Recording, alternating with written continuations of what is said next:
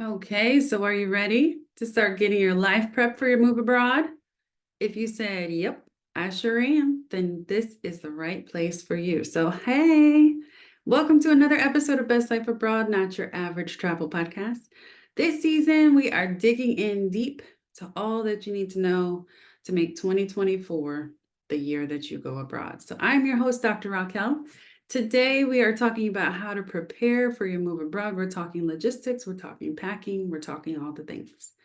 So, let's jump right in. Now, you want to first start as you're preparing for all the things by breaking everything down, all the things you need to do into bite-sized chunks and steps so you are not overwhelmed. It is very easy to get overwhelmed with all the things that are necessary to wrap up before you head abroad. So first thing you want to do is work out your timeline for notifying your employer, your landlord, utility companies, all those things. Then you want to begin organizing important documents like your passport, your visa, all of your records, and those things. Okay. Now, let's first talk about your employer and your landlord. If you have a more corporate job, if you are an educator, typically like 2 to 3 months notice could be a good time frame. Now, I will also say that depends on many, many things. Okay. If you have a petty, messy employer, you may just want to give them a week or two. Now, you also are not trying to burn any bridges. You're not trying to blow it up on your way out, but you may be leaving because it's a toxic, terrible, no good, very bad work environment. Okay. You may not trust your employer, which is why you're leaving from the beginning. Okay. Now you need to think about and prioritize yourself. Now, that is the purpose of this move, to really create the life that you want to live.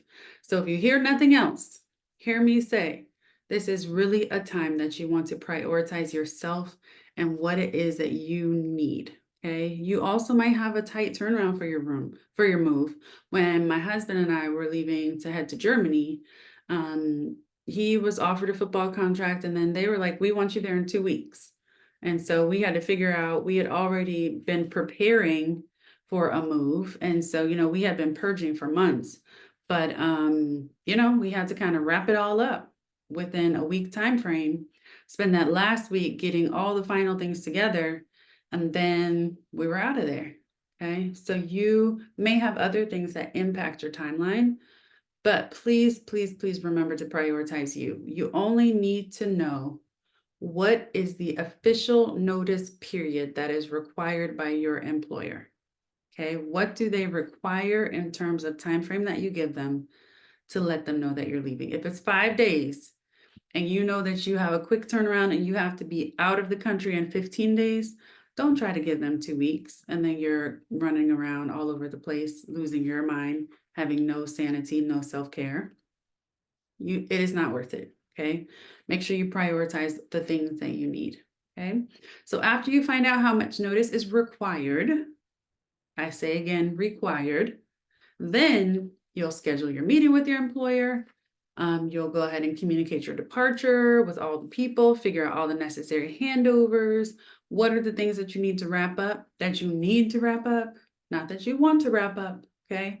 What are the things that you need to wrap up before you go? And then make a plan for those things. With your landlords, it's typically going to be 2 to 3 months too. You want to, again, take a look at that lease agreement, figure out what are those periods you do not want to pay anything extra if you don't have to. If you know, for example, that you've been applying to places and you still have 8 more months on your lease, then you might want to go ahead and start signing up for like those sublet apps or sublet groups, so that you can find a person to sublet, and that you're prepared should you have like, okay, now we have an offer, now we have our time frame for moving, but we still have 6 more months on our lease. Okay. You also want to figure out what are the things that your landlord needs. Do they need a formal letter? Would an email suffice? Do they need a walkthrough before you leave the property, even if it is a sublet? So you just want to find out the particulars of exactly what is needed on the land from the landlord. Okay. Utility companies, electricity, water, internet, 1 to 2 months is usually enough for them. It's usually not a heavy lift with them, but what you do want to make sure you know is what exactly you need to give back to them. we had a situation when we were leaving and transitioning that we had one company that was like, okay, you're good to go, everything's all set. I'm like, wait, do we need to bring you back this modem? And they're like, nope, we don't need the modem. Then I'm getting bills that are like, you owe us $200 for this modem. And I'm like, bruh, I know I asked y'all if you needed this modem. So then I have people like trying to bring the modem back. They're like, no, we don't need the modem in the store. Then I call them and they're like, we need the modem. It was a fiasco over a modem. Ultimately, I was like, somebody's going to take this modem and you're going to stop sending me bills, please, and thank you. And so that is what happened. But, you just want to make sure that what do I need? What do you need from me for us to cut ties with all of those companies? And then settle any outstanding bills that you have. They will not let you cancel anything if you owe them money. Okay. So make sure whatever bills that you need to pay, that you are current in order to be able to terminate any contracts. Right? Now, let's talk a little bit about important documents. Okay. You will need to figure out what documents you want to bring with you. Okay, those are things like, of course, your passport. Your visa is typically inside of your passport. Okay, your birth certificate or any adoption papers. If you have custody, child custody papers. If you are married, a marriage certificate, divorce, you need some divorce papers. You'll need to bring your driver's license. You might also need your social security card. You want to bring any medical or dental records, any school records if you have kids. So you just want to start making a list of like, what are those things that we need to bring with us that are important, that we want to make sure we're not losing. All of those things, you also want to have the originals, but you want to have several copies of them as well. Okay, make multiple copies of them, have copies on you somewhere where you can easily access them. You also want to have digital copies. And before I forget, in terms of your passport, you need to make sure that you have 6 months of valid passport from the time that you're leaving or returning. Okay, if it's a one-way ticket, then they will more than likely not let you enter the country if you don't have 6 more months that your passport is valid. Okay. If it's a round trip, then they look at that round trip and you need 6 months from that round trip time frame. So you want to make sure that your passport is current, and current meaning having at least 6 months left, so that you can get in and out of whatever countries that you're trying to get in and out of. Okay. And then you want to, again, have the copies of all the things. You want to also keep them in one place. So I would even recommend, like, as you're packing, to go ahead and just have like, this is the folder we are bringing with us. Even like if you have like, okay, this is the box, and before we move, we're moving it into this folder, just put it in the folder from the beginning. Because what you would hate to have happen is that while you're transitioning from the box to the folder, something fall out and you end up leaving an important document somewhere where it should not be. So I would say whatever you plan on transporting it in, just go ahead and start collecting your documents in that now, so that you can have one little folder packet, whatever, of all of your important documents, and they stay with you. Okay. Any insurance policies, any wills, bank statements you want to have, but those you can usually just have digitally. You don't really need to keep a hard copy on you. And then again, if it's a hard drive, if you keep like a copy of your birth certificate with your parents or with a cousin or a neighbor, somebody, so that you have someone to tap. You never know which documents you'll need. I think that it was right after we had my son, and who was born in Belgium. And so we needed, I think, our marriage certificate in order to be able to get his birth certificate, something like this. There was some point where we needed our marriage certificate, like the official stamped copy of our marriage certificate, which we did not bring. We only brought copies. So we had to have like a friend go to the courthouse, get a copy of that official document, then mail it to us abroad so that then we can do whatever it was that we needed to do. And thankfully, the friend was willing to do that. So you just want to make sure you bring all of your important documents with you so that you don't have to have somebody else getting special permission on the ground to work on your behalf. Okay. Now, let's talk about my favorite thing to talk about, and that is the packing and the sorting of all of your things. Okay, so we're going to start here. Now, if you are able to take a trip and spend some time on the ground in the country that you're moving to, this will help you be much more informed about what it is that you actually need to bring with you. Okay. But if you don't have the coin or you don't have the time to take off of work in order to be able to go travel to the country that you're planning on moving to, the internet is a powerful thing. So you can Google Maps something, you can Google Earth something, you can join an expat group and ask them all the questions and all the things, okay, to get as much information as possible before you leave the US. And the next thing I'm going to say is very, very important. Are y'all ready? So the next thing I'm going to say is get rid of as much stuff as humanly possible before moving abroad. I will say it again because it is that important. Get rid of as much as you can before you move abroad. Do not take anything with you that is a maybe I will need this later. More than likely, you will not. Okay? If you are moving to Mexico, there's a Costco. So you don't need to bring your Dove soap with you to Mexico because they have it right at the Costco. Okay? If you're moving to a tropical place, you don't need to bring 10 sweaters. Maybe just 2 in case the weather drops at night. The temperature drops at night. But you probably don't need all 10 of them. You probably don't need those. So you really want to get rid of it all before you start to pack anything. So step 1 before packing is actually purging. Do not make the mistake, I will say plural, the mistakes that I made moving abroad. Okay, so now when my husband and I were packing to move abroad, we thankfully had a wonderful colleague of mine. Her name is Kara. Hey, Kara, who helped us pack. Now, Kara, she was the OG triple O, okay? Because she was serious. Like, I remember us laying like all of our clothes out, and I was like, okay, I want to bring these things. I remember her saying, like, okay, put all your black pants on the bed. And we put all of our black pants. So I like the tights, the jeans, the dress pants, or whatever. And she was like, okay, so which one pair are you bringing? And I'm like, what? These are leggings. These are dress pants. And these are jeans. And she's like, so which pair are you bringing, girl? So she was not playing. But my husband and I moved abroad. We had one suitcase and one duffel bag each. And that was all that we brought with us. Now, our mistake was that we also then had my parents' garage filled with the rest of our crap that we did not get rid of. And you know what ended up happening to that? Trash.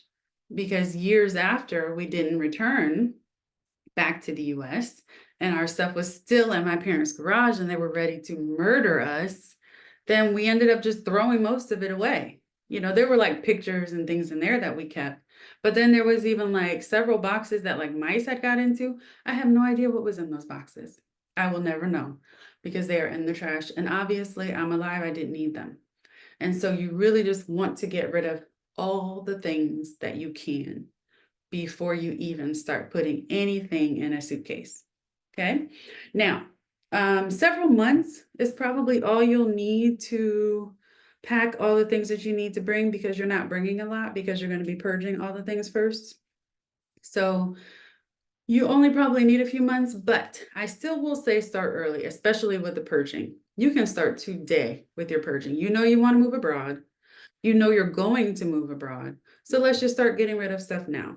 Okay, the more you can plan in advance, the more you avoid all of the last minute stress. Okay, so just go ahead, start getting rid of the things you want to declutter, and you want to be serious about your decluttering and your purging.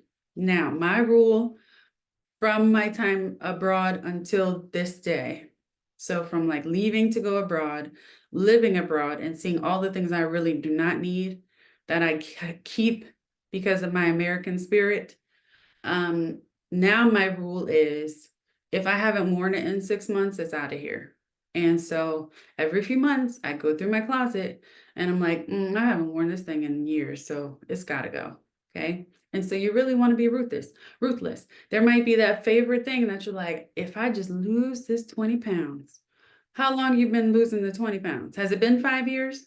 Let's just go ahead and get rid of that. And we'll buy a new one once you've lost it to celebrate. Okay. So you just want to really think seriously about what is it that you really need to bring with you. Create your little donate, your sell, your throwaway piles, and then figure out what are the things that you can donate. What are the things that somebody else might actually want to buy from you? So if it's your favorite pair of shoes, but they have 4 holes in them, nobody's buying those and nobody wants them. So just go ahead and get rid of them. Okay, so you really want to think logically, don't think emotionally when it comes to your decluttering. Okay. Now, you also want to think about this in terms of coins. Okay. So everything that you bring with you, think about the fact that you are paying to bring that with you. So whether that be in baggage fees from your airplane, whether that be in shipping fees, shipping something to your new home, if you would not pay $50 for that t-shirt, then don't try to ship it wherever you're trying to go. You keep your little $50.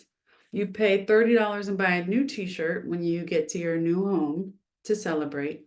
And then you use that extra $20 to get a little tasty meal, some ice cream, a Belgian waffle, a dinner, whatever it is that makes you happy to celebrate your arrival with coin and your new country.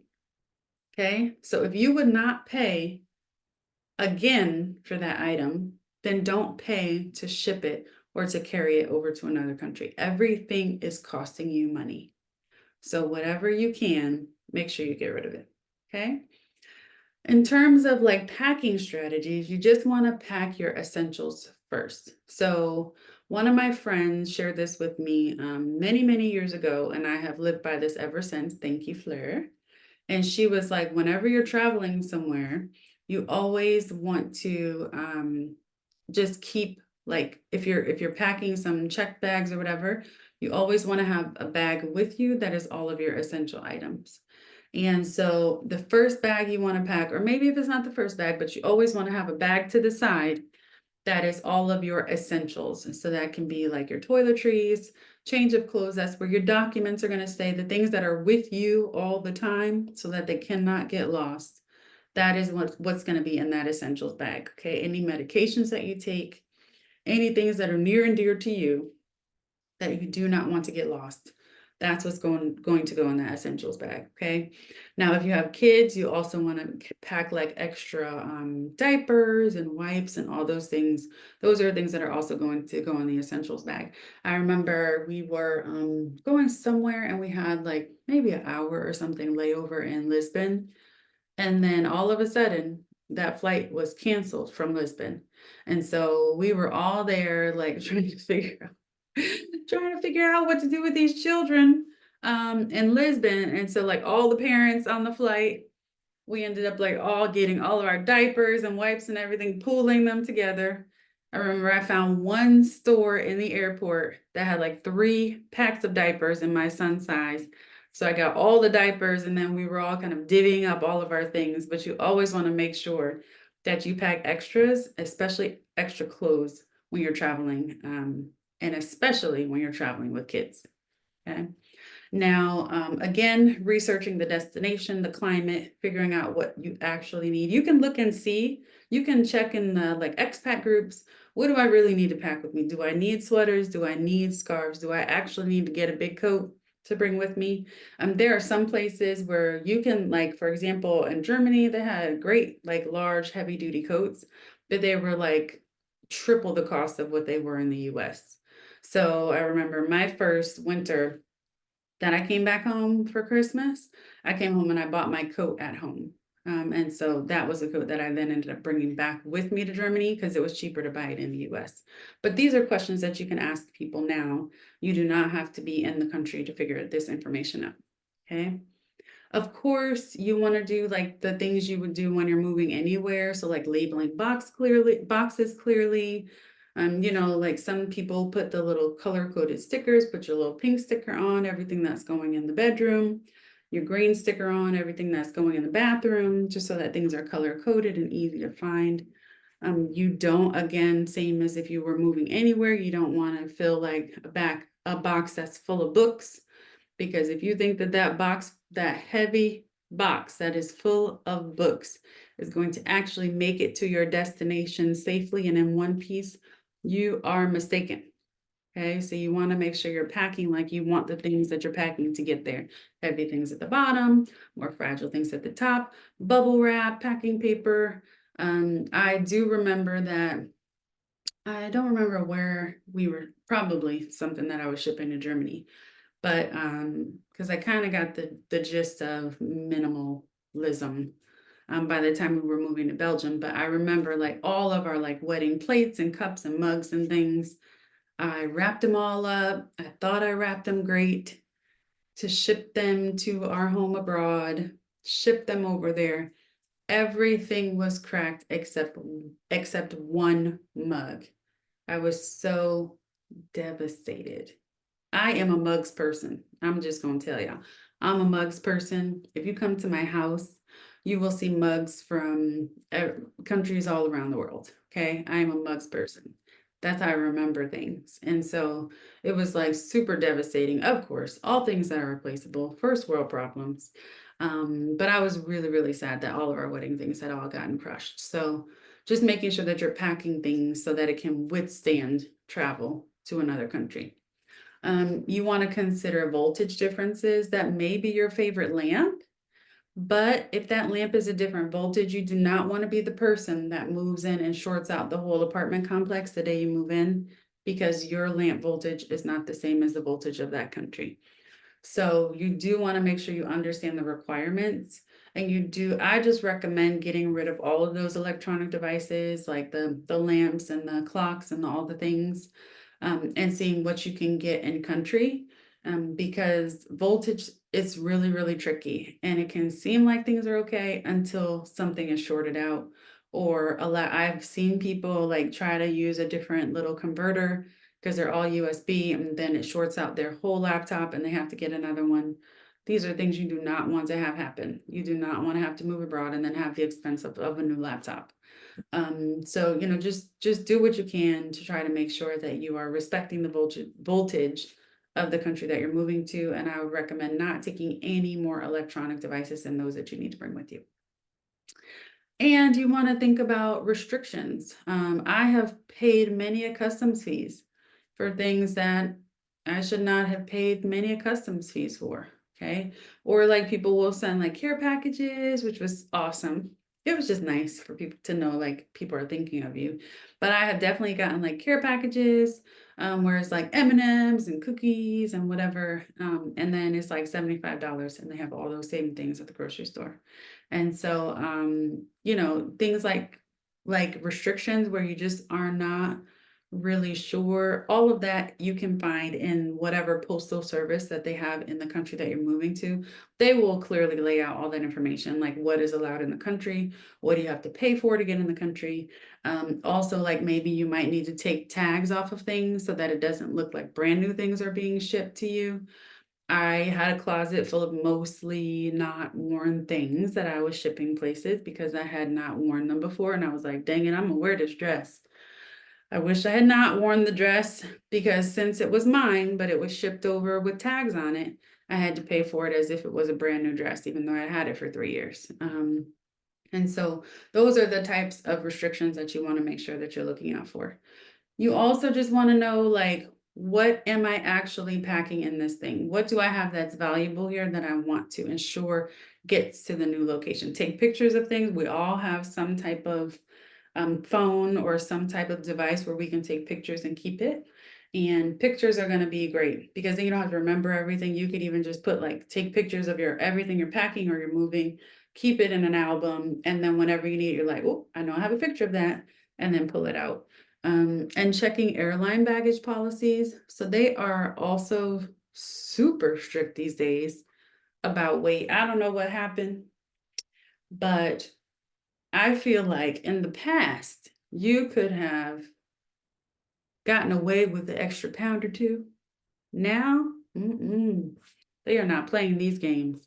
So you want to make sure that you are very clear as to what the policies are, what the restrictions are, what the weight limits are, what the bag sizes are, know all the things, because you do not want to have packed up all your things. You're finally like, oh, thank God we made it. We're now at the airport. We just get on this, go get our good airport meal, get a little Starbucks beverage, go to our gate and just relax while we prepare for our move. And then you have to try to shift things around. Then your bag size is different than what it should be because it's Tap Portugal and you've never flown them before and they have different policies. I remember I was taking, we were flying somewhere and my bag was like 50 pounds, 23 kilos on the dot. And I was like, oh, good. I'm going to take off my jacket and I'm going to put it in my bag. She was like, no, you're not. I was like, I'm sorry, what? The jacket that I'm wearing on the airplane, you're not going to let me take that off and put it in my bag that's going on the airplane. She was like, because then it will be overweight. I'm like, the same weighted jacket that I'm wearing onto the airplane. She was like, absolutely not. You're not putting that jacket in this bag. So they mean what they say and say what they mean. Okay. So if you don't want to be in the airport doing the luggage shuffle, then don't do it. Don't do it to yourself. Okay. And then plan for unforeseen delays. Okay. Make sure that you're packing all the things just in case that you have a delay. Okay. So, you might want to make sure that you have some deodorant in that toiletries bag, that you have your essentials bag. You want to make sure you have, a pair of underwear. You're bringing underwear with you. So just take one of the pairs and put them in your essentials bag. Okay. So you just want to make sure you have those things that you are preparing for the unforeseen delays. You want to make sure that you have, like, say, for example, I would recommend bringing some cash in the currency that you're moving to with you. I did not find out that many countries abroad do not accept American Express until I was abroad with an American Express. Annoying. So you can usually go to your bank in advance and just say like, hey, I want 100 euro. And as long as you go like, I think it might even just be like a week or so in advance. Well, of course, depending on the bank. Larger banks are going to take less time to get you your funds. But you can go to your bank, they'll take whatever money out in dollars, they'll give you back however much in whatever currency that you're looking for. And then you'll have at least some cash in the currency on you. There are many places where using cards is not a big thing. And so you show up thinking you're going to charge everything, and that is not going to happen. You actually need some cash.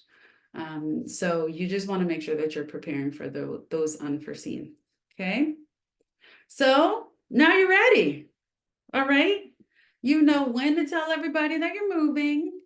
You go ahead and start collecting all of the important documents you need, putting them in your one little travel envelope or package that you're going to take with you, your safe place that you're taking it with you. You're going to begin purging right now, getting rid of all of that crap underneath all that crap. You're going to get rid of all of it. Okay. All the things that you don't need. And then you will begin packing your essentials bag with the things that you do need your first week that you're there. Okay, so you're not digging through trying to find medications. And then you're going to begin organizing and you're going to begin donating and selling and getting rid of all things. Okay, so now you have your plan. There is also Forbes came out at the end of last year with an international packing checklist.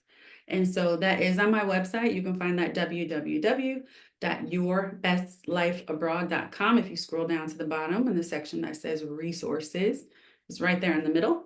It'll say like, I think international packing or move abroad checklist, something like this. Or international packing checklist, something along those lines. But you can go ahead and click there if you'd like to take a look. It's pretty good, like high level overview. It doesn't give as much detail as what we chatted about today. But it's a good like high level and to get you to start thinking about the things that you need to be bringing with you and not bringing with you. Okay. So thank you so much for tuning in today.